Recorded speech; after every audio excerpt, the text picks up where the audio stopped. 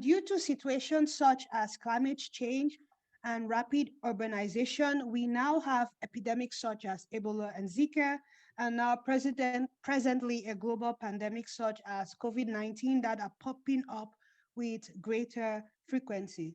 So in limited resource settings such as Sierra Leone and Cameroon, the country where I'm from, we use compressed systems such as this lab in a suitcase.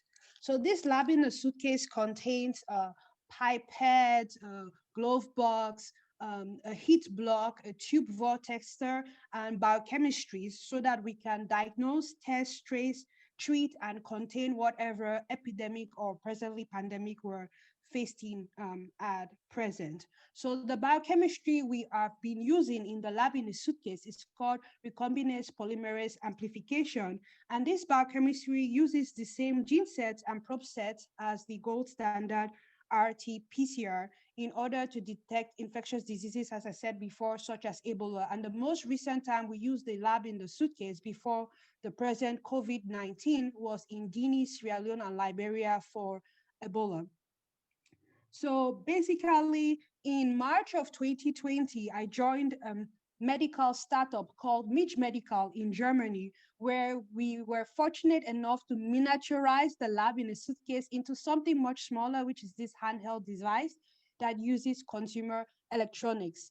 In addition, we also created this container where in the upper part, we have the sample lysis buffer, and in the bottom part, we have the reagent mix, which contains the RPA. So we do a throat swab, nasal swab, and hopefully soon we'll also be doing saliva.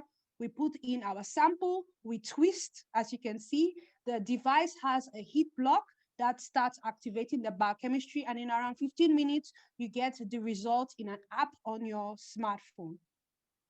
And we have done some tests in the lab to look at how our test sensitivity is in comparison to what is in the market. And what we have noticed is that we are around half a log to almost a log better sensitivity than the antigen test. So the antigen test is at 10 to the 5, and we're at around 10 to the 4, while PCR is at 10 to the 3. So essentially, we're trying to get as many more people tested as possible, especially for example, in Africa, where it would take a much longer time for us to get the vaccine. So we still need to be able to contain the situation and start, as I said before, treatment programs and also containment measures.